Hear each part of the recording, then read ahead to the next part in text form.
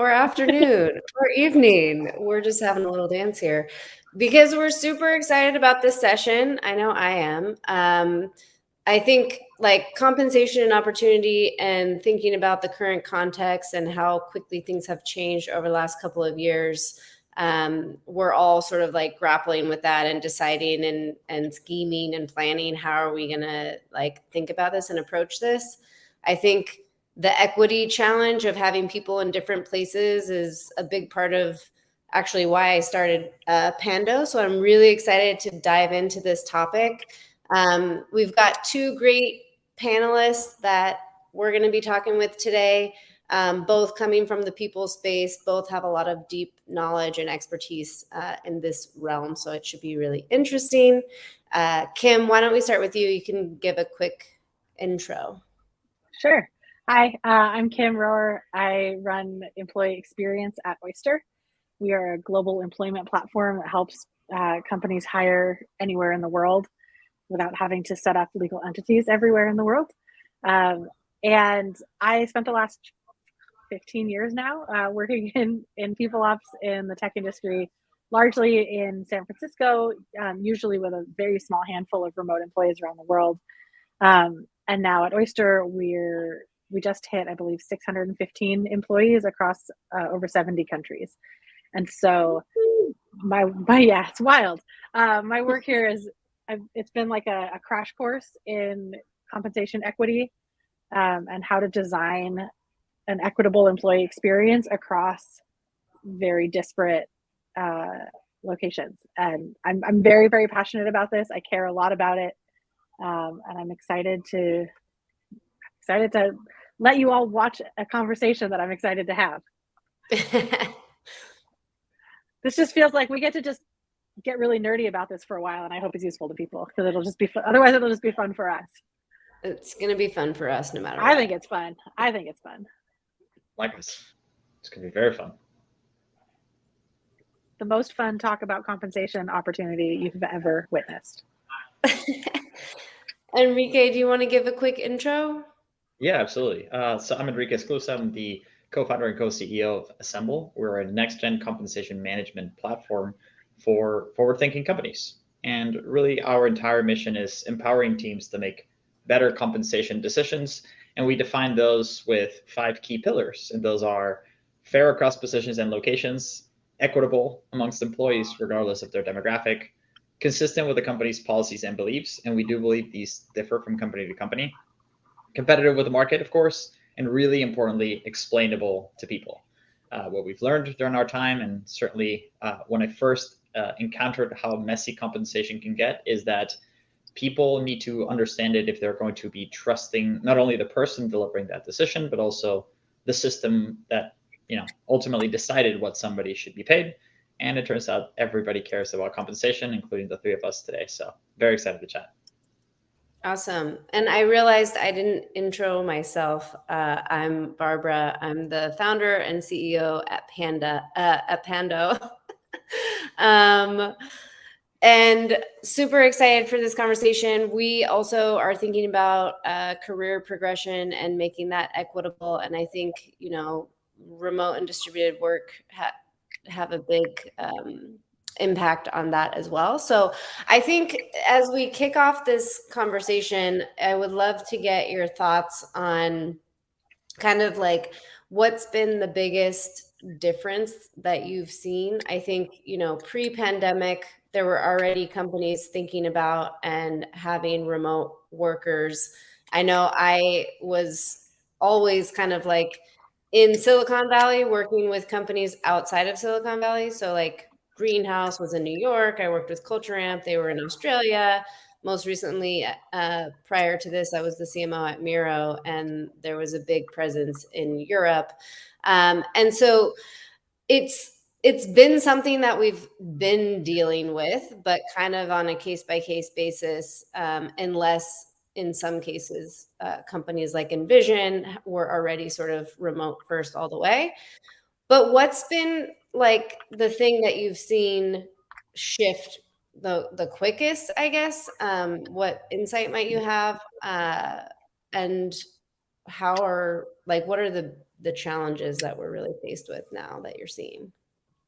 Maybe Enrique, if you want to kick off. Yeah, sure. So I guess just very briefly, when I first encountered compensation, it was prior to the pandemic, and it's something that I managed in my team for 4 years prior to the pandemic starting. And at the time, location-based pay was very much the default by almost every company I ever met, and certainly at the company I was at. Yeah. Remote work was a huge minority, right? It was rare to come across it in terms of the kind of total market. And so what we always found was, well, there were some cities that just had higher rates than others.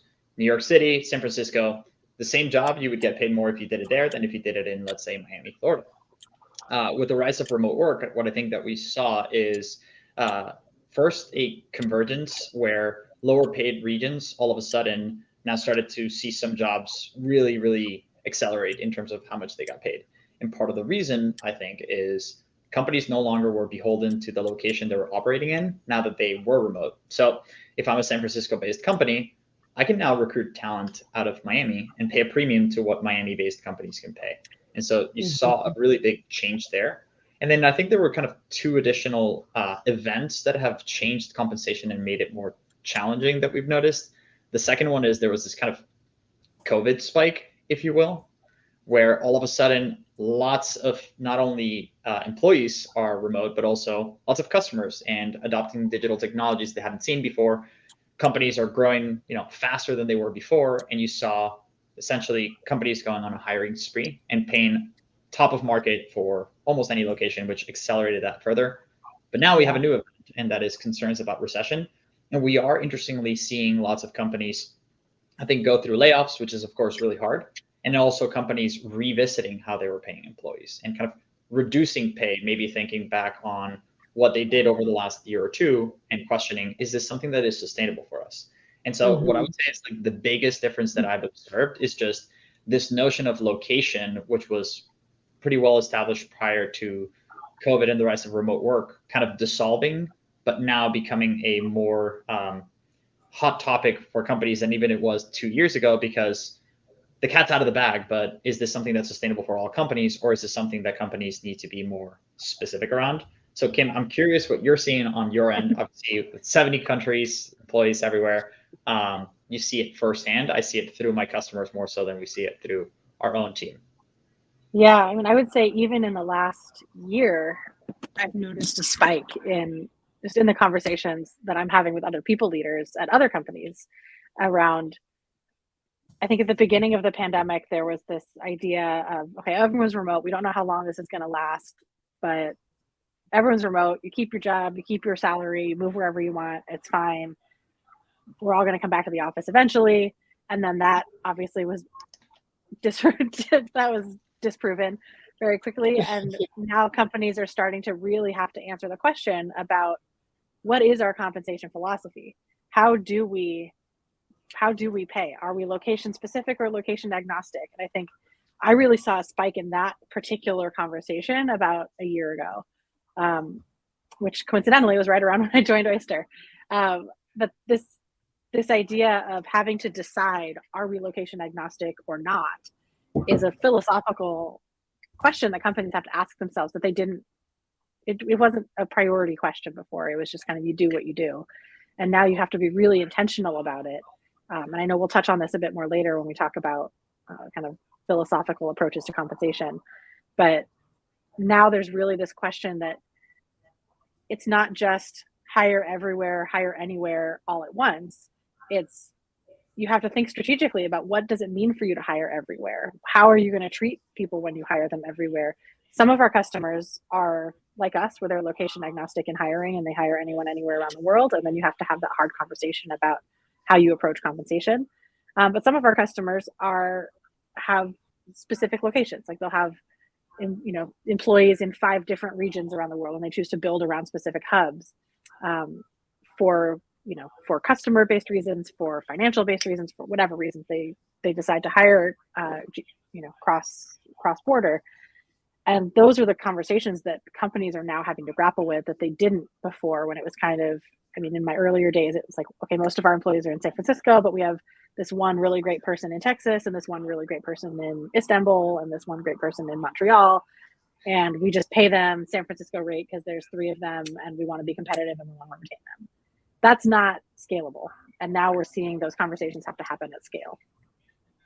Yeah. I think it's also great that it's kind of like an unexpected result, which is that no matter how big you are, you have to think about comp philosophy like now and early, even if you're 5 people and you're growing. And this was something like we had a conversation yesterday when we were talking about like scaling organizations, and Shelby had mentioned that like she would come into organizations around 150 employees and just do the compensation philosophy for the first time at that point. And it's like, it's wild. A big benefit is that, okay, we have to, as you said, we have to be intentional. We have to think about this sooner.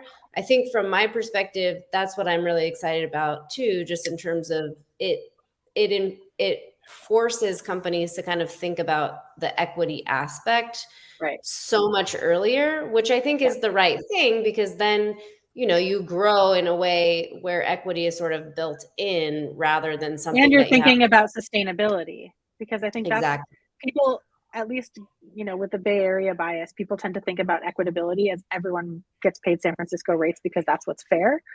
But that's not necessarily the right thing for the business. And no one gets paid if the business goes under because they can't afford to pay their staff, right? Like that's just very practical, just very speaking, like very practically, taking off the like emotional part of my work hat. Like you also have to think about how your pay practices are going to support or harm your company's growth. And that's where I think it's really valuable to be having these conversations early on, because if you're going to make the decision to pay everyone San Francisco salaries, as the poor San Francisco getting to be the scapegoat here. But if you decide you're going to pay everyone San Francisco salaries, that's going to impact your rate of growth and how many employees you can hire and how quickly you can grow your team without running out of money. And so like the conversation between compensation and runway is one that I didn't really see happening at all. Even you know, it like that for whatever reason, maybe it's because of the historic downplaying of the strategic importance of people operations. Compensation was not often factoring into the conversations about business success and company growth and runway. And now it's very top. We've seen a total change. Before, compensation was more of, I need to pay what I need to pay to get top talent. The transition is now, we really need to rein in costs. Compensation is the number one line item. We need to be really thoughtful. And I think that to me, when it comes to compensation philosophy, perhaps the most important question as it pertains to location is not whether to be location agnostic or not, but rather why, and then where and when, right? There are some companies that choose to say, we're going to be location agnostic. We'll pay the same rates everywhere, but we're not going to pay San Francisco rates. We're just going to pay the US national rate. So we'll be less competitive in, say, San Francisco, but that's okay because we're going to be so much more competitive elsewhere. And for us, the type of organization we have, asynchronous company and communication, we can hire people in Thailand or in Europe, and it's going to be great because we can be so much more competitive there. But if you have another organization that's very in-office centric, then perhaps a location-based agnostic pay approach just doesn't work, right? You want to incentivize your team to be in office. That's the culture you're building. Well, one way to do that is you pay, higher rates where you do have these locations or where you're competing for, the top talent. So I think it's really important when it comes to the compensation philosophy to really understand the why and not just copy paste a comp philosophy from what you saw others do, which I see happen far too often. I will give a little plug to my friend Leah Rolag, who is the head of people at WildBit, wrote a really great blog post about how to decide whether location agnostic is right for you. Going through, it's on WildBit's blog. We can find it and link to it later. She also spoke about it on Oyster's New World of Work podcast. But like really going through a thorough decision-making framework when you make these decisions, and not just making it because it feels right, which is a lovely way to go through life, but is not great when you're thinking about, company sustainability and compensation. But really going through the thought exercise of why are we trying to do this? What are we trying to achieve? Where are we trying to hire people? Which compensation approach is right for our company? It's so important. I have a sort of hot take that, like, I think that compensation, being being location agnostic in your hiring and being location agnostic in your pay are at odds. I don't think you can have both, because if you want to have if you're a growing business, if you're a very small business and you're growing slowly, perhaps you can. But I think as I've been looking at compensation across Oyster, we're growing so quickly that like it's not possible for us to hire people literally everywhere in the world and also pay everyone the same money exactly. So we're building out different tiers and trying to figure out what is the fair and equitable way to do that, because we also don't want to be location specific in a way that's going to reinforce exploitative hiring and compensation practices, right? So I was told once by a friend, like, you can't have it both ways, and I was like, well, I want to have it both ways though. Mm-hmm. I want to be both location agnostic and location specific. I want to find a middle ground, because I think, and that, like you said, Enrique, it's so important to look at what your company is trying to do and figure out what's going to be right for you. Like, what's right for Oyster is not going to be right for every company. What was right for the other tech startups that I worked on, like, not going to be right for every company.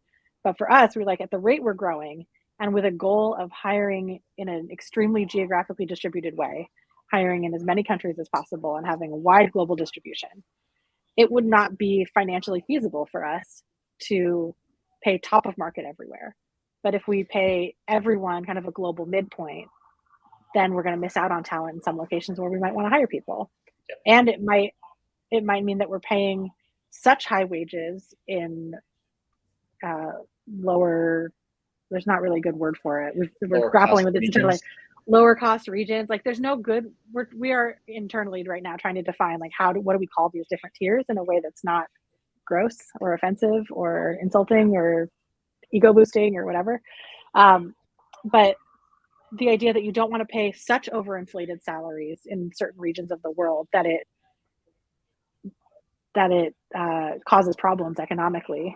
Mm-hmm. And the fact is that, like, it is a benefit to hiring in lower tier markets that you can save money on hiring. I don't think you should hire all of your employees in lower cost markets as a cost saving measure, as a company hiring philosophy, specifically being like, that's like, we're going to outsource all of our labor to the Philippines because it's really cheap to hire there. But it might make strategic sense for you to focus hiring on Philippines if you're trying to grow quickly and also extend your runway. Yeah. And so I think we can't be afraid to have these conversations and, like, speak the truth about the financial realities of compensation decisions. I think the overpaying in places is really interesting, because it's like, on one hand, it feels like, oh, it's a good thing to, bring so much potential opportunity to a certain region or a group of people. But then I think I've seen this in the past where there's been, like, Russian employees, for example, who are paid very, very well in Russia. It was still Russia, but, like, the relative, and I know we're going to talk more about that, but it's just like the relative quality of life for somebody, based on what they're paid then because of that, versus, somebody in San Francisco who looks like they get paid a lot, but then they commute for 2 hours a day or whatever it is to get to the office. I think it's really kind of challenging to figure out what the right balance is. Are you, like, Kim, with Oyster's kind of approach, because when we started talking about this, just nerding out about it, like around November timeframe, the company was like 150 employees, and obviously now you're over 600. What are, like, I think even if you're not in that, like, hyper scale, and Enrique, I think you'll have some good insights on this too, just across the companies that you're working with, but what are, like, the key, like, the main couple of things that really need to be considered when you're thinking about fairness in the compensation strategy? Like, how do you create fairness, which is kind of a balance of all those things you were talking about? Yeah, I mean, our people ops team has done a ton of research on this. I've done a ton of research on this. My boss, who has done this at many companies, has done a lot of research on this. I think ultimately you have to think about, like, what does fairness mean to you as a company? Does fairness mean everyone gets paid? There's always the like equal pay for equal work kind of framework. Is that what your company considers fairness, or does your company consider fairness equal purchasing power, equality in access to lifestyle, or kind of cost of living equality? And You guys have your meaning of fairness? we're working on it. I think the way that we've established it so far. So we launched an internal compensation philosophy officially like beginning of Q2, and the way that we're approaching it is from an equitability and purchasing power standpoint. And we want our employees to be able to access equality in their life experiences, wherever they are in the world. How that translates to a calculation and a formula for calculating what the different pay bands are for different roles in different regions, I can't speak too much to that yet, because it's almost done. We're releasing it this quarter internally, and then hopefully externally as well. But we've had to build a whole new framework around this. There's nothing that exists right now that suits all of the needs that we were trying to solve. And we grappled a lot with, do we use a third-party tool? Do we invent something ourselves internally? Is this something that we could work with another company to do, or is this something that we want to build internally ourselves specifically to our needs, and then perhaps turn into a product someday? I don't know. That's not my job. But this idea that the goal for us, with setting the goal of global distribution in hiring and building the most globally distributed team we can, is the goal.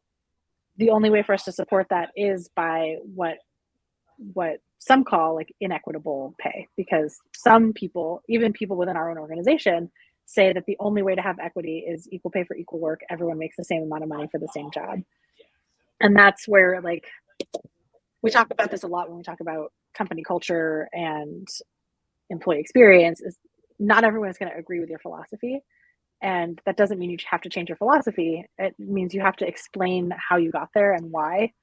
And for us, it's a combination of prioritizing hiring opportunity and job opportunity, not prioritizing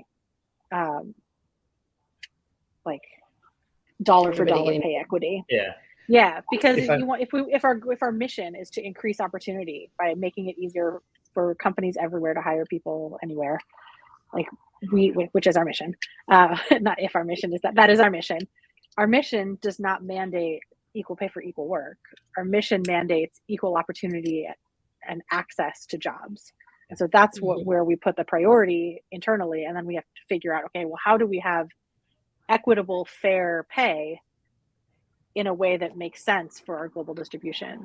And so that we are paying above market in those kind of lower tier economic regions. And we are paying below market in the higher tier regions, so that we can kind of reach a midpoint, like a global midpoint. But the economic reality of the world that we live in is not such that, dollar for dollar means the same thing everywhere in the world. So how do we balance our CEO's desire for a borderless, equitable world where everyone has everything they need, which is one day the utopian goal? How do we work backwards from that and operate in the economic realities of the world that we're in today, and start to move the needle bit by bit? We're not saying, well, we can get away with paying next to nothing in some countries, so let's pay people next to nothing in some countries. That doesn't feel right. We don't want to exploit our labor. So it's trying to slowly but surely move the needle and bring things closer together into a midpoint. Yeah. If I may, I'd love to kind of touch on that, because I've had this long philosophy for a long time, which is sometimes when people try to find this average or global midpoint, it works for the average person or average situation, which does not exist. So it's fundamentally flawed from the start, right? And so what I always explain to a lot of our customers and people that we talk to about compensation is being very clear and intentional, kind of like you said, about what are you optimizing for and why. The why is so important, and I can't stress this enough. Yeah. So in your case, you want to be globally distributed for hiring purposes. That's a totally different conversation versus pay. And by the way, if you want to pay equal wages globally, be location agnostic, that's not actually paying people the same everywhere, because it totally ignores taxes, it ignores benefits, right? If we're only talking about cash compensation, and it ignores a lot of costs that somebody in Russia does not incur, but in San Francisco you do. And so I think it's very important to be highly specific, and we've come to the decision to define fairness and equitability very specifically. And for us, fairness means fair across positions and locations. And I can explain that what we mean by that. And then equitability is regardless of your demographic. If you're doing the same job and your performance is equal, then you should have equal pay. However, if performance is higher and you're a pay for performance organization, you can deviate, right? And you have to have justification for these decisions. For fairness, what we're seeing a lot, and I actually looked at our database right before this or before today, 96% of our customers still have a location-based pay policy. Now, it may be that in the United States, they're location agnostic, but certainly the moment you move to a different country, that changes, right? You have to factor in different market rates. You have to factor in different benefits that are offered, whether by the government or private, or taxes. And so we have seen 96% of our customers still have some form of location-based pay policies, and only a handful that have said we're going to be totally location agnostic, which is interesting to see today, because a lot of, I think from the outside without seeing the data, you might think, oh, lots of companies with the rise of remote might still choose to be location agnostic. I just think the devil's in the details, and it's really hard to say we're going to pay the same everywhere that is equitable, because the moment you do the second order thinking, you realize it's actually not. I think that's a really important point, Enrique, that I kind of want to dig into more with you. I know I'm not the moderator of this session, but the idea that it's not, I think people think about compensation as your salary and not as total rewards and the picture of your total compensation, including your benefits, including statutory add-ons that your country requires, including equity, access to equity, meaning stock options, not equality. All of those things add on to the total cost of employment for someone. So if we get really tactical here for people who are kind of new to this world, you have to think about compensation as more than just the salary that you put in the offer letter, because the total cost of employing that person is going to change when you add on all this other stuff. I didn't know a lot of this before joining Oyster, because I hadn't employed in all of these countries. We have a whole team of people that is responsible for helping our customers understand the obligations of the employer financially for total cost of employment. And there's all kinds of stuff. There's some countries, which, I mean, if you're outside the US, maybe this is not news to you, but here in the US, where we basically get nothing except our paychecks, there's all these employer mandates that you have to think about: health insurance, meal stipends, home office stipends, pension contributions, vacation pay, 13th and 14th month paychecks. There's all these additional things. So depending on the country you're in, you have to add all of those costs into the total cost of employing that person. And once you add those things in, if you look at the picture of their total rewards, the total wheel, it might be that person who's getting paid less cash salary compensation is actually being compensated more overall because of all of the other things that are added on.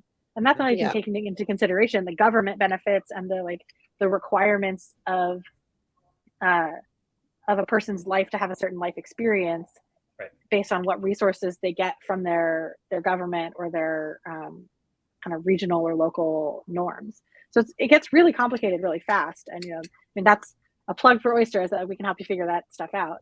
We've only hired in Canada, Brazil, and Amsterdam, and already it's whoa. It so is different, very, right? very different. Yeah, it's very different it's for so all different. of them. Another important part is oh, sorry, go ahead. Go ahead. I was going to say, with equity, another thing that I think a lot of people don't ever realize is some countries don't have the same equity norms as the United States. And so this idea behind really exercising or equity being a good thing, a lot of other countries, they get taxed on equity, which is currently valuable on paper, but not in reality for a lot of employees. And so they choose not to have any equity or don't want it because they're going to be taxed on it throughout time. And so whether anything happens to it or not. Yeah, exactly. It's I don't want this thing that maybe is worth money one day, but I definitely have to pay taxes on right now. And so it's important to take a look at the complete picture. and not just focus Yeah, on salary. that was We have definitely an equity risk calculator that we just launched, I think last quarter, on our website. It's free for anyone to use, that allows you to assess the risk of offering equity in countries around the world. Because we went through a massive audit ourselves internally, like where do we need to offer equity as a competitive advantage? Mm-hmm. Where should we not offer equity because like we can't really from a financial standpoint? And where is it something that's just not going to be valuable to people because of the tax obligations, because of the way the law is in their country around owning equity, even if it's just options. Like it's so wild how different it is. And it doesn't mean it's impossible. It just makes it more complicated. You have to be more thoughtful about it. It's not as easy as everyone gets a San Francisco salary and San Francisco equity because that's fair and equal and we're changing the world. It's like, I would like to believe it's that way, but it's not. One of the things I wanted to underline is something that I obviously care a lot about. Like, we've been talking about compensation and equal pay and all of this kind of stuff, but like, I think from my perspective, the underlying sort of structure is really around having like clear leveling and understanding of what levels are and what are like we're talking a lot about roles, and even when you're saying equal pay for equal roles, are the people equally, you know, skilled or experienced? And I think really in order to help, I guess, at the foundational level to calibrate how the whole compensation piece will then come in, I really think that like leveling is super important. And I was curious, Kim, if like that's part of the piece that you're using in terms of figuring out like the compensation, because there's bands, but it's also calibrating where people are at within the organization and making sure that that piece is fair, like you're fairly assessed and sort of leveled. And then this is, you know, the outcome in terms of comp or total comp or whatever. Yeah, I don't know if you know this, Barb, but there's this really great tool called Pando that is a relatively newcomer to the market, but it's really helpful.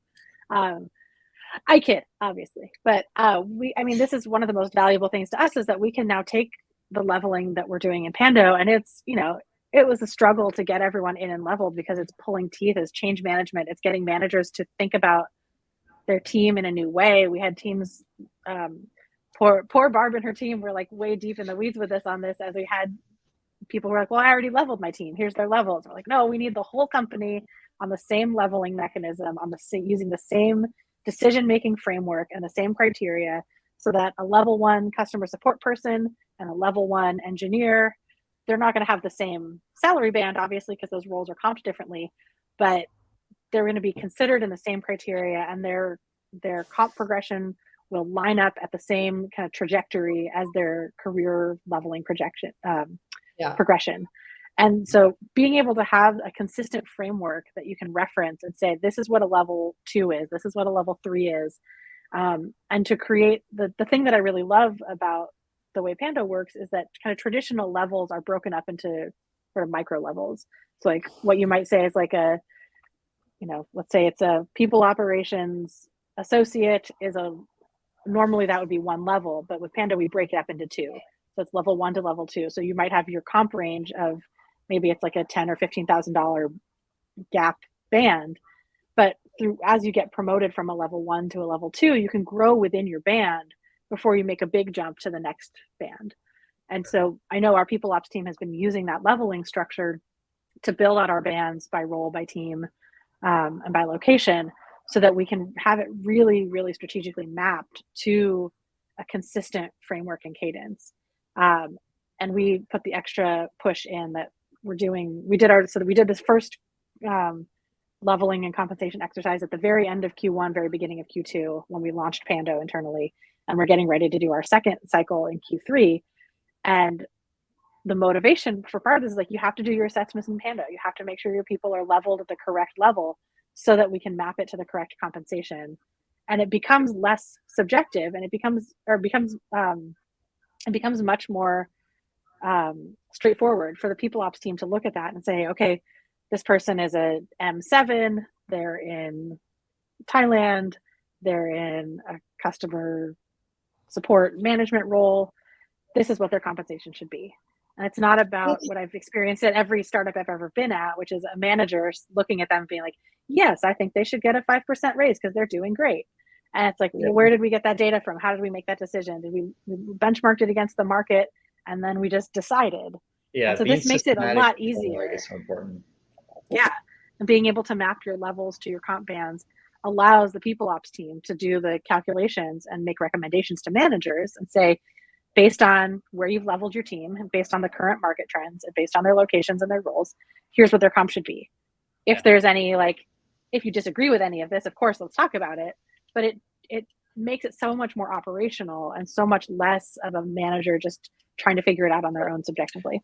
Especially because managers are not experts in compensation, right? And there's so much bias. They just want to retain their people and they want to, like, they know who they like and they know who they want to retain. And like, that's human nature. Exactly. They're much more, I think, well positioned to use something like Pando to be specific about this is the performance of the individual. They are in their career progression. Compensation is this totally almost different exercise or practice for them. And so, like you said, Kim, 5%, how did they come up with 5%?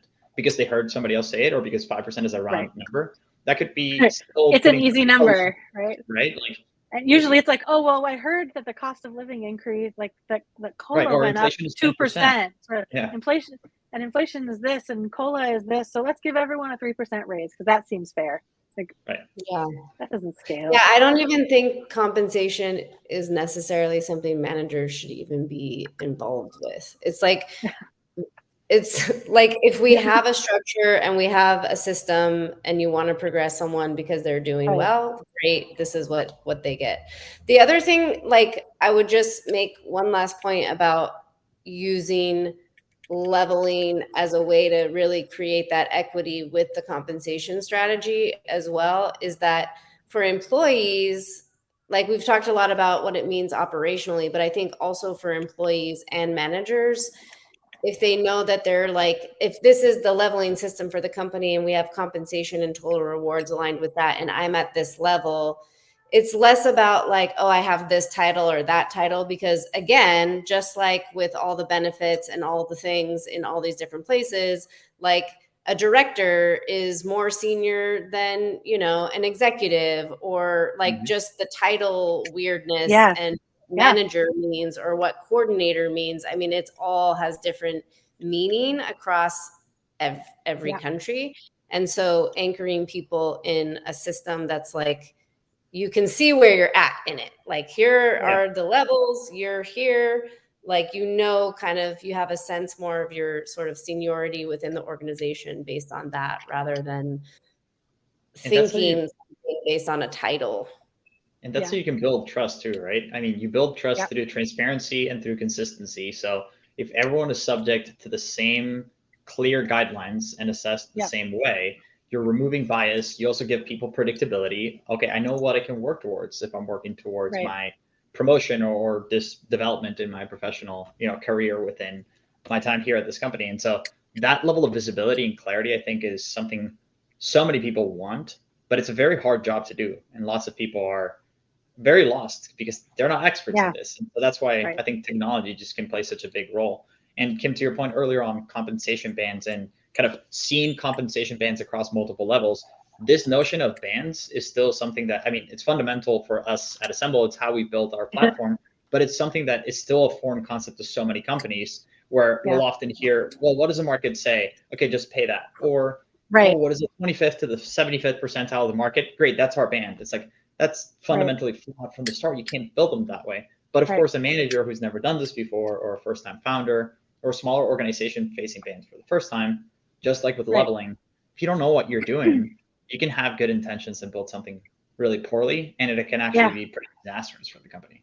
And looking at the potential bias in your data too. So like, if you're saying, okay, well, we're going to pay, what I've done at previous companies, we've said, okay, let's take the 50th percentile plus or minus 10%, and that's our band, right? But like, what's the data that you're using? Is that data accurate? Is that data biased? Like, there's some really great tools for data in the US, but when you get outside of major cities, the data you get a lot fewer data points, and forget about global data. Like, it's a mess.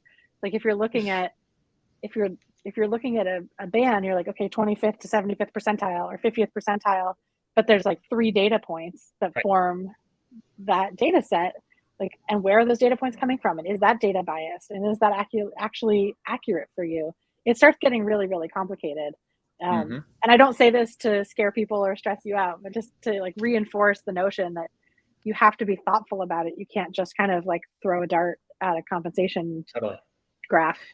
It also, well, what are the things that you need to incorporate? Like, how do you, especially from a global perspective, think about creating that set of data that works? Like, what are the things you can use?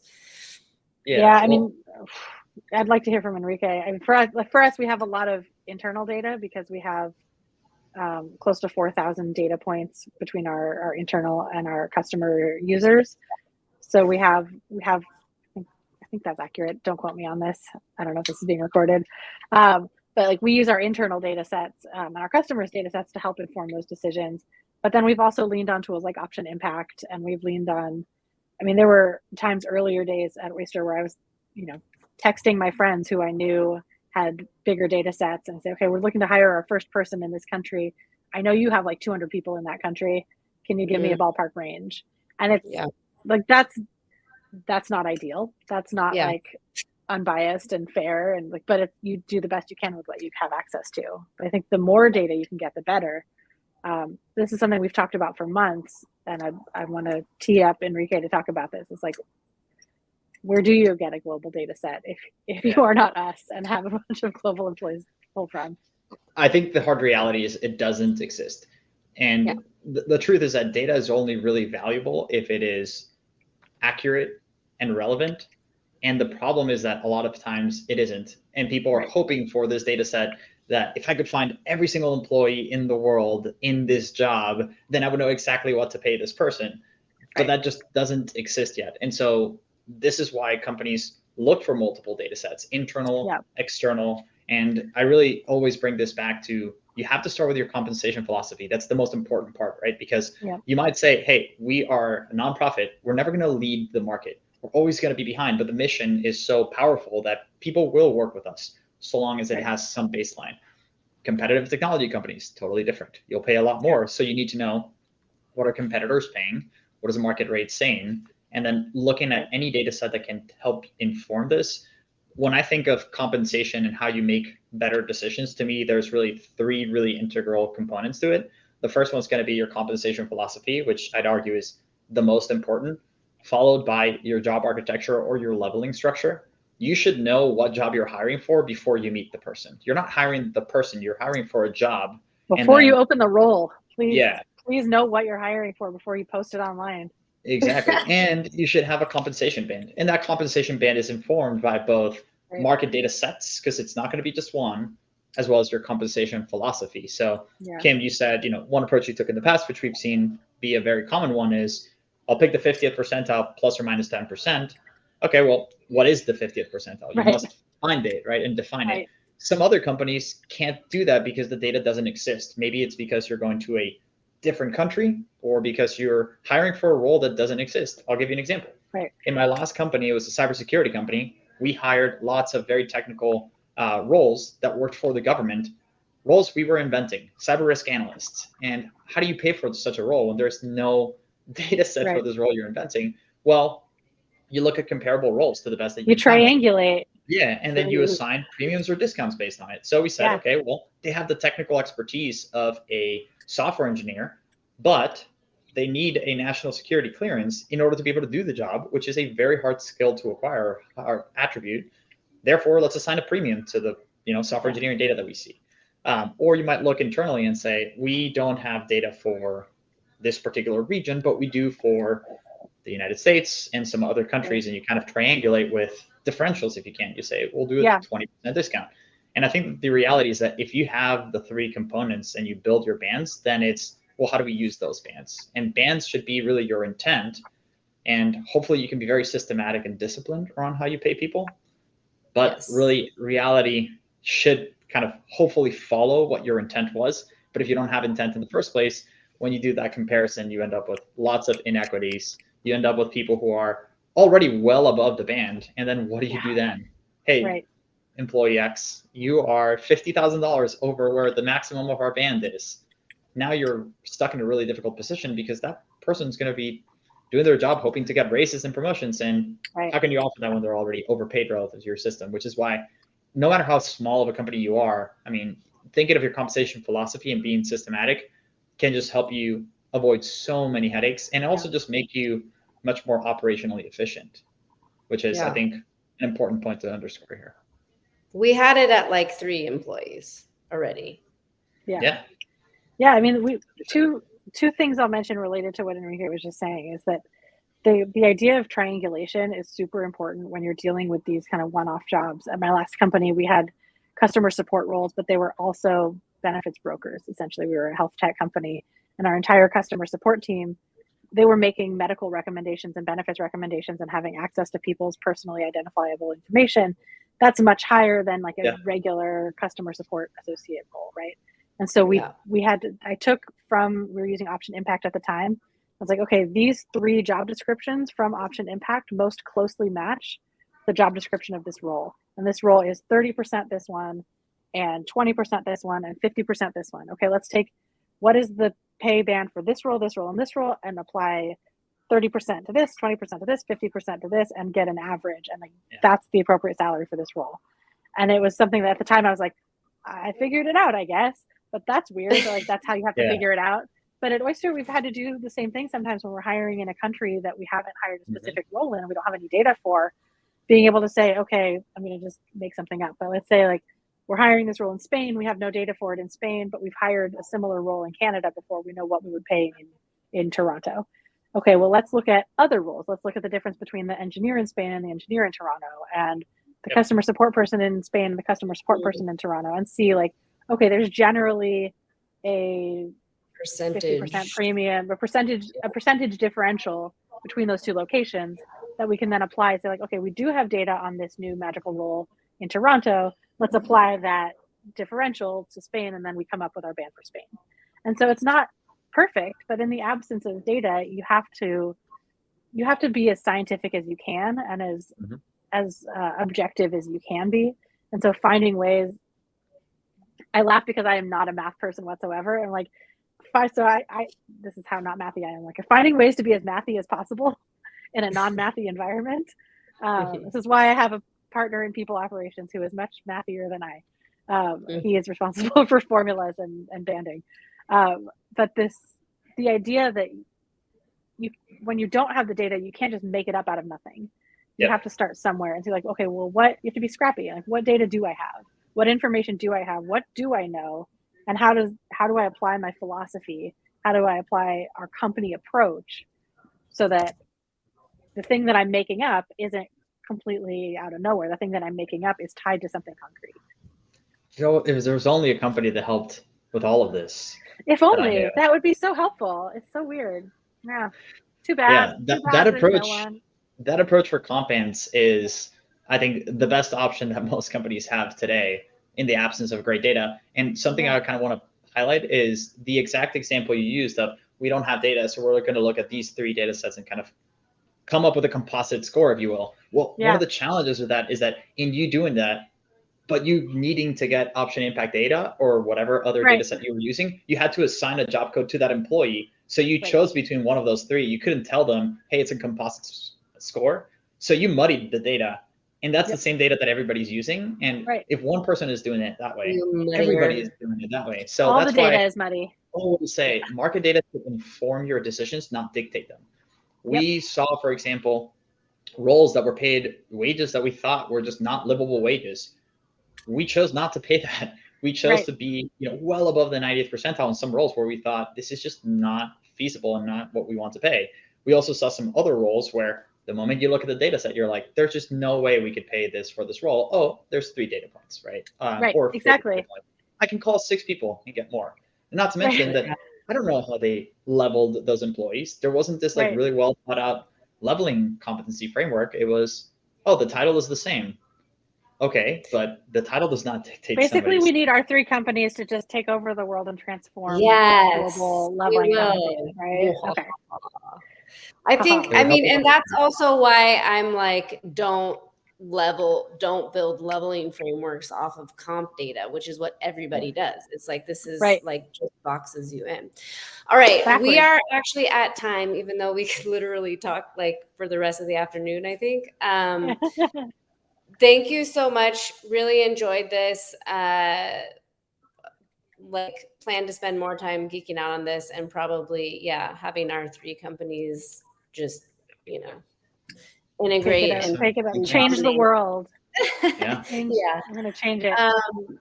All right. So that's it for our session. Just so everyone knows, hang in there. In a couple minutes, we have our last session of the day, which is a quick Pando spotlight on essentially doing competency-based feedback for continuous development. So great topic. Again, Kim, Enrique, thank you so much. Also, Oyster is having a virtual summit today as well called Ascent. So if you want to hop over there, they got several great sessions coming up over the next few hours. So if you're not sick of hearing from me, I'm speaking in an hour and in 2 hours. Come hear me talk some more. Thanks so much. This is fun. Take care.